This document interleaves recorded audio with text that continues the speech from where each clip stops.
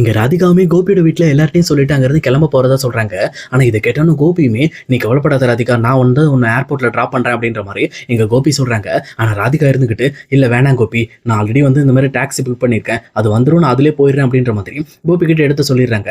அதே நேரம் இங்க இத பார்த்துட்டு இருக்க ஈஸ்வரியுமே இங்க ராதிகாக்கு ஒரு சாரி ஒண்ணு கிஃப்ட்டா குடுக்குறாங்க. சொல்லப்போனா மையுமே விசாரிச்சதா சொல்லுமா, "இது உனக்காக தான் குடுத்தேன்" அப்படின்ற மாதிரி இந்த பக்கம் ராதிகா கையில குடுக்குறாங்க. அப்ப ராதிகாவுமே இந்த பக்கம் வந்து டைரக்ட்டா ஈஸ்வரி கிட்ட ஆசீர்வாதம் வாங்குறாங்க. இத பார்த்தோன தான் ஈஸ்வரிக்கு நம்ம ராதிகாவ ரொம்பவே கஷ்டப்படுத்திட்டோம். அவ உண்மையாலுமே ரொம்பவே நல்ல பொண்ணு அப்படின்ற மாரி அந்த விஷயத்த தெளிவா புரிஞ்சுக்கிறாங்க. அதே நேரத்துல பாக்கியாவுமே இந்த பக்கம் ராதிகாவுக்கு ஒரு கிஃப்ட் குடுக்குறாங்க. அது மட்டும் இல்லாம ராதிகா கிளம்புறதுக்கு முன்னாடி, "இங்க பாருங்க, நீங்க எப்பவுமே சந்தோஷமா இருக்கணும். எந்த ஹெல்ப்பா இருந்தாலும் நீங்க என்கிட்ட கேட்கணும்" அப்படின்ற மாதிரி இங்க பாக்கியாவுமே ராதிகா கிட்ட சொல்றாங்க. ஆனா ராதிகாவுமே, "கண்டிப்பா பாக்கியா, நீங்க எனக்கு எப்பவுமே தேவைப்படுற நேரம் எல்லா நேரத்துலயுமே நீங்க முன் வந்து நீங்களா ஹெல்ப் பண்ணியிருக்கீங்க. சொல்லப்போனா நீங்க எனக்காக நெறைய விஷயம் செஞ்சிருக்கீங்க" அப்படின்ற மாரி பாக்கியாவ பத்தி பெருமைப்படுத்துற மாரி பேசிட்டு இருக்காங்க. அப்ப இத கேட்டுட்டு இருக்க பாக்கியாவும், "நீங்க தான் ஏற்கனவே சொல்லியிருக்கீங்கல்ல, நான் உங்களோட சகோதரின்னு சொல்லிட்டு, அப்புறம் எதுக்காக 3வது ஆள்ட்ட பேசுற மாரி பேசுறீங்க? அப்படிலாம் கிடையாது" அப்படின்ற மாதிரி இந்த பக்கம் பாக்கியாவுமே ராதிகாக்கு சமாதானப்படுத்தி, அதுக்கப்புறம் அவங்களும் அங்கிருந்து கிளம்பும்போது எல்லாருமே பின்னாடியே வராங்க. அப்ப ராதிகா இருந்துகிட்டு, "இல்ல வேணாம், நீங்களே இங்கேயே இருங்க, நான் மட்டும் போயிட்டு வரேன்" அப்படின்ற மாரி வெளியில போறாங்க. ஆனா ராதிகாவ பின்னாடி வழி அனுப்புறதுக்கு எல்லாருமே வெளியில வரைக்கும் வந்து இந்த பக்கம் கடைசியா ராதிகாவ வழி அனுப்பியும் வைக்கிறாங்க. ஆனா ராதிகா அங்கிருந்து கிளம்புனதுக்கு அப்புறம் எங்க கோபிக்கு என்ன பண்றதுன்னே தெரியல.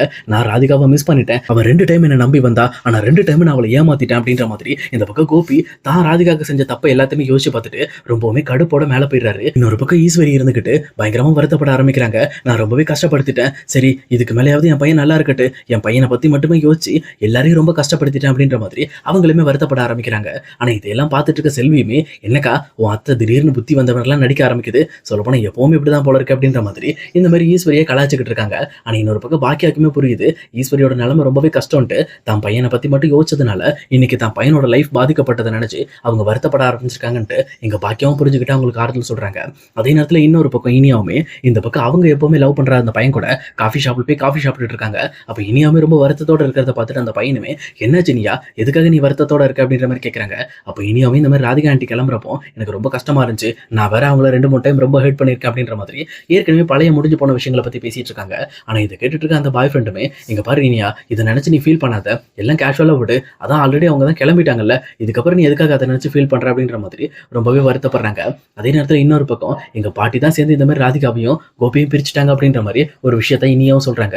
இதை கேட்டோன்னே அந்த பாய் ஃப்ரெண்டுக்குமே ரொம்ப ஒரு மாதிரி ஆயிடுது. ஒருவேளை உன்னையும் என்னையும் பிரிச்சுட்டாங்கன்னா நம்ம என்ன பண்ண போறோம் அப்படின்ற மாதிரி இனியாவை பார்த்து அந்த பையனும் கேட்கறாங்க. அப்ப இதை கேட்ட இனியாவுமே, "நம்மள எப்படி பிரிப்பாங்க? உனக்கு எல்லாருக்கும் கண்டிப்பா பிடிக்கும். எங்க வீட்டுல நீ ரொம்பவே பிடிச்ச பர்சனா மாறிடுவ பாரு" அப்படின்ற மாதிரி இனியா ஹாப்பியா சொல்லிக்கிட்டு இருக்காங்க. ஆனா இது கேட்டுட்டு இருக்க அந்த பையனுமே, "இல்ல இனியா, எனக்கு தெரிஞ்சு உன்னோட அந்தஸ்துக்கும் என் அந்தஸ்துக்கும் செட்டே ஆகாது. நீங்க ஏற்கனவே பிசினஸ் பண்ணிட்டு இருக்கீங்க. எங்கள பாரு, நான் ரொம்பவே கஷ்டப்பட்ட குடும்பத்துல இருந்து வந்தவன். என்ன ஏத்துக்குவாங்களா? கண்டிப்பா வாய்ப்பே கிடையாது" அப்படின்ற மாதிரி இவங்களும் இனியா கிட்ட பேசிட்டு இருக்காங்க. ஆனா இனியாவுமே, "இப்படிலாம் நீ ஃபீல் பண்ணிட்டு இருக்காத. அப்படிலாம் நடக்க வாய்ப்பே கிடையாது. எங்க வீட்ல எல்லாருக்கும் உன்ன பிடிக்கும். அது மட்டும் இல்லாம நீ என்ன சும்மாவா இருக்க? நீ தான் கலெக்டருக்கு படிச்சிட்டு இருக்கல்ல, அப்புறம் என்ன?" அப்படின்ற மாதிரி இனியா அவங்க பாய் ஃப்ரெண்ட மோட்டிவேட் பண்ற மாதிரி பேசிட்டு இருக்காங்க. அப்போ அந்த பையனும் மோட்டிவேட்டும் ஆயிடுறான். அதே நேரத்துல இந்த பக்கம் இனியாவும் அவங்க 2 பேரும் பேசிட்டு இருக்க விஷயத்த இங்க டைரக்டா கோபியோட ஃப்ரெண்டு செந்திலுமே கவனிக்கிறாரு. "என்ன இது? இது நம்ம கோபியோட பொண்ணு இனியாவாச்சே. இந்த பொண்ணு என்ன காஃபி ஷாப்ல உட்காந்து யார் கூடயோ பேசிட்டு இருக்கு. இது யாரா இருக்கும்?" அப்படின்ற மாதிரி அவருமே அந்த பையனை கொஞ்சம் நோட்ட விட ஆரம்பிக்கிறாரு. அதே நேரத்துல அந்த காஃபி ஷாப்ல எங்க மேனேஜர்ட்டையும் போயிட்டு, "இங்க பாருங்க, இவங்க அடிக்கடி இங்க வருவாங்களா? இல்ல இப்பதான் வந்திருக்காங்களா?" அப்படின்ற மாதிரி இனியாவ பத்தி அந்த பையனை பத்தி விசாரிக்க ஆரம்பிக்கிறாங்க. அப்ப அந்த காஃபி ஷாப் மேனேஜருமே, "இல்லையே, இவங்க அடிக்கடி வருவாங்களே. சொல்லப்போனா இவங்க ஏதோ காலேஜ் படிக்கிறாங்கன்னு நினைக்கிறேன். காலேஜ் ஸ்டூடண்ட்ஸ் தான். 2 பேரும் லவர்ஸ் தான்" அப்படின்ற மாதிரி இந்த பக்கம் அந்த மேனேஜரும் சொல்றாங்க. இதை கேட்டவுடனே இந்த பக்கம் வந்து செந்திலுக்கு தூக்கி வாரி போடுது. "என்னடா இது, காலேஜ் படிக்கிற இனியா இப்படி ஒரு விஷயத்த பண்ணிட்டு இருக்காளே. இந்த விஷயம் தெரிஞ்ச கோபியோட நிலைமை என்ன ஆகும்?" அப்படின்னு சொல்லிட்டு ரொம்பவே வருத்தப்பட ஆரம்பிக்கிறாங்க. அதே நேரத்துல இந்த விஷயத்த நம்ம கோபி கிட்ட சொல்லாமட்டாலும் அது பெரிய பிரச்சனை ஆயிடும். இப்ப நம்ம இதை கோபி கிட்ட சொல்லி தான் ஆகணும்னு சொல்லிட்டு கோபியோட ரெஸ்டாரண்ட் போறாங்க. ஆனா அங்க போய் அங்க கேட்டதுக்கு அப்புறம் தான் தெரியுது, இங்க கோபியுமே ரெஸ்டாரண்ட்டுக்கு வரல. இன்னைக்கு கால் பண்ணதுக்கு கூட ஒரு 2 வாரம் கழிச்சு தான் வருவேன் அப்படின்ற மாதிரி சொன்னதா கேள்விப்படுறாங்க. சரி, உடனே செந்திலுமே வீட்டுல போய் கோபியை தனியா கூப்பிட்டு பேசணும் அப்படின்ற மாதிரி இந்த பக்கம் கோபியை பார்க்கறதுக்காக வீட்டுக்கு போறாங்க. அப்ப கரெக்டா கோபியுமே, "வா செந்தில், என்னாச்சு, ரொம்ப நாள் ஆச்சு என்ன பார்க்க வந்து" அப்படின்ற மாதிரி ரொம்பவே நலம் விசாரிக்கிறாங்க. அப்ப இதை பார்த்துட்டு இருக்க செந்திலுக்குமே ரொம்பவே பதட்டமா இருக்கு. கோபி ஏற்கனவே ஹார்ட் பேஷண்டா இருக்கானே, இப்போ போய் இந்த அதிர்ச்சியான விஷயத்தை போய் கோபி கிட்ட சொன்னா கண்டிப்பா அவன் வருத்தப்பட்டுருவானே, ஏதாவது பண்ணணும் அப்படின்ற மாதிரி இங்க செந்திலுமே சமாளிக்க ஆரம்பிக்கிறாரு. "இல்ல கோபி, உன்னை சும்மா தான் பார்க்க வந்தேன். ரொம்ப நாள் ஆச்சுல உன்னை பார்த்து, அதுக்காக தான் உன்னை பார்த்துட்டு போலான்னு வந்தேன்" அப்படின்ற மாதிரி இங்க கோபி கிட்ட பேச ஆரம்பிக்கிறாங்க. அப்ப கோபியுமே இந்த பக்கம் ராதிகா வீட்டை விட்டு போனதை நினைச்சு பயங்கரமா ஃபீல் பண்றதாவும், அதை நினைச்சு எனக்கு ஒரு மாதிரியா இருக்கு, நான் பெரிய தப்பு பண்ணிட்டேன் போல இருக்கு அப்படின்ற மாதிரி கோபி தன்னை தானே குறை சொல்லிக்கிட்டு இந்த பக்கம் பயங்கரமா ஃபீல் பண்ண ஆரம்பிக்கிறாரு. இன்னொரு பக்கம் இங்க செந்தில் முடிவு பண்றாரு, இதுக்கு மேல இந்த விஷயத்த கண்டிப்பா வந்து கோபி கிட்ட பேச முடியாது. இது சம்பந்தப்பட்ட சம்மந்தப்பட்ட விஷயத்த நம்ம பாக்கியாட்ட தான் பேசணும் அப்படின்னு சொல்லி அவருமே ஒரு முடிவுக்கு வராரு. அதுக்கப்புறம் செந்திலுமே இங்க டைரக்டா கோபி கிட்ட பாய் சொல்லிட்டு அங்கிருந்து கிளம்புறதுக்கு முன்னாடி, ஆமா கோபி, இங்க பாக்கியா எங்க? பாக்கியா வீட்லயே காணோம் அப்படின்ற மாதிரி கேட்கறாங்க. அப்பதான் பாக்கியா ரெஸ்டாரண்ட் போயிருக்காங்க அப்படிங்கிற விஷயத்த கோபி சொல்றாரு. இது கேட்டோன்னே இங்க டைரக்டா செந்தில் முடிவு பண்ணிட்டு, சரி ஓகே, நம்ம ரெஸ்டாரண்ட்ல போய் இங்க பாக்கியாவை தனியா கூப்பிட்டு இந்த விஷயத்தை பத்தி சொல்லிடுவோம் அப்படின்னு சொல்லிட்டு செந்திலும் பாக்கியாவை பாக்குறதுக்காக அவங்க ரெஸ்டாரண்ட்டுக்கு போறாங்க. அதே நேரம் பாக்கியாவுமே அந்த புது ரெஸ்டாரண்ட் ஓப்பனிங்காக பக்காவா வேலையெல்லாம் பார்த்து ரெடி பண்ணிக்கிட்டு இருக்காங்க. சொல்லப்போனா நமக்கு நாளைக்கு வந்து ரெஸ்டாரண்ட் ஓப்பனிங், அதனால நம்ம பக்காவா ரெடி பண்ணணும்னு சொல்லி அவங்களுமே ரொம்ப மும்முரமா வேலை செஞ்சுட்டு இருக்காங்க. அப்ப இந்த பக்கம் வந்து பாக்கியாவை பார்த்த செந்திலுமே, என்ன பாக்கியா நல்லா இருக்கீங்களா அப்படின்ற மாதிரி ரொம்பவே கேஷுவலா பேச ஆரம்பிக்கிறாங்க. அப்ப பாக்கியாவும் செந்தில பார்த்துட்டு, வாங்க நீங்க நல்லா இருக்கீங்களா, வீட்டுல எல்லாம் மிஸ்ஸஸ் நல்லா இருக்காங்களா அப்படின்ற மாதிரி அவங்களையும் நல்லபடியா விசாரிக்கிறாங்க. அப்ப இந்த பக்கம் வந்து செந்தில் இருந்துகிட்டு, இங்க பாருங்க பாக்கியா, உங்ககிட்ட ஒரு முக்கியமான விஷயத்தை பத்தி நான் பேசணும், இப்ப நான் பேசலாங்களா அப்படின்ற மாதிரி கேட்கிறாங்க. அப்ப பாக்கியாவுமே, அப்படிங்களா, சரி பேசலாம் வாங்க சொல்லுங்க அப்படின்ற மாதிரி சொல்றாங்க. ஆனா பாக்கியாவை பார்த்த செந்திலுமே, இல்ல பாக்கியா, இது உங்க பொண்ணு இனியா சம்பந்தப்பட்ட விஷயம், இதை நாம கொஞ்சம் தனியா பேசணும்னு நினைக்கிறேன், தயவு செஞ்சு கொஞ்சம் தனியா வந்துருங்க, இங்க ஹோட்டல்ல வேண்டாம் அப்படின்ற மாதிரி இந்த பக்கம் பாக்கியாட்ட சொல்றாங்க. இதை கேட்டோன்னா பாக்கியா கொஞ்சம் டென்ஷன் ஆயிடுறாங்க. பட் இருந்தாலும் என்ன தெரியலையே, இனியா என்ன விஷயம், இனி ஏதோ பண்ணிட்டாளா அப்படின்ற மாதிரி ரொம்பவே பதட்டத்தோட அவங்களுமே சரி வாங்க அப்படின்ட்டு அவங்க ரெஸ்டாரண்ட்டை விட்டு வெளியில வந்து இந்த பக்கம் பாக்கியா, சொல்லுங்க செந்தில், என்ன பிரச்சனை, என்ன இனியா பண்ணா அப்படின்ற மாதிரி கேட்கறாங்க. அப்பதான் கோபியுமே, இல்ல பாக்கியா, நான் இனியாவையும் ஒரு பையனையும் காஃபி ஷாப்ல பார்த்தேன், சரி எனக்கு ரொம்பவே ஒரு மாதிரி டவுட்டா இருந்துச்சு, அதனால அந்த பக்கம் அந்த பையனை பத்தியும் இனியாவை பத்தி அந்த காஃபி ஷாப்ல விசாரிச்சு பார்த்தேன். அப்பதான் அந்த காஃபி ஷாப் மேனேஜரும் அவங்க 2 பேரும் லவ்வர்ஸ் அப்படின்னு சொல்லி சொல்றாங்க. அது மட்டும் இல்லாம இவங்க ரெகுலரா கிட்டத்தட்ட 1 இயருக்கு மேல இந்த காஃபி ஷாப்ல வந்து காஃபி சாப்பிட்றதாவும் அவங்க ரொம்ப நாள் லவ் பண்ணிட்டு இருக்க விஷயத்தையும் இந்த பக்கம் நான் கண்டுபிடிச்சேன். சரி இதை பத்தி நான் கோபிகிட்ட சொல்லலாம்னு தான் நினைச்சேன், ஆனா கோபியோட சூழ்நிலை ரொம்பவே மோசமா இருக்கு, இப்போ போய் அவங்ககிட்ட நான் இதை சொன்னேன்னா அவன் ரொம்ப பயந்து போயிடுவான், அதனாலதான் இந்த விஷயத்தை பத்தி உங்ககிட்ட பேசுறேன் அப்படின்ற மாதிரி இங்க செந்திலுமே டைரக்டா பாக்கியாட்ட சொல்றாங்க. ஆனா இது கேட்ட பாக்கியாக்கு தூக்கி வாரி போடுது.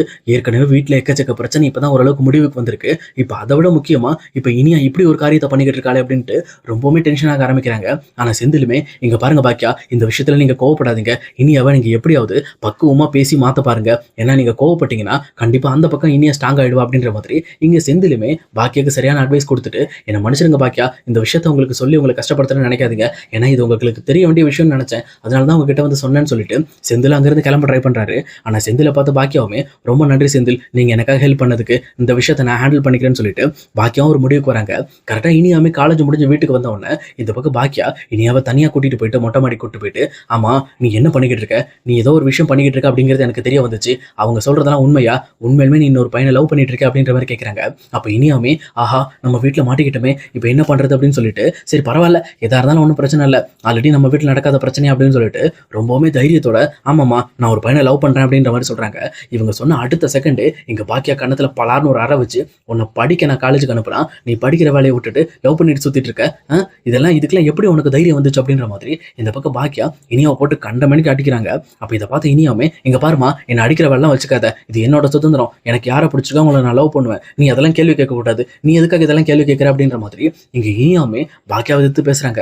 அப்ப கரெக்டா இந்த மாதிரி இவங்க 2 பேருக்குள்ள பேசிட்டு இருந்த எல்லா கான்வர்சேஷனையும் கேட்டுட்டு கோபியுமே மேல வந்துட்டு, என்ன இனியாமா நீ இப்படி பண்ற ஆளா, நீ எதுக்காக இப்படிப்பட்ட ஒரு காரியத்தை பண்ண அப்படின்ற மாதிரி இந்த பக்கம் வந்து கோபி கேட்கிறாரு. அப்ப இனியாமே, நீங்க அதெல்லாம் பேசாதீங்க, நான் ஒன்னும் அவ்வளவு பெரிய தப்புலாம் பண்ணல, நீங்க தான் நிறைய தப்பு பண்ணிருக்கீங்க அப்படின்ற மாதிரி இங்க கோபியை பிளைம் பண்ண ஆரம்பிக்கிறாங்க.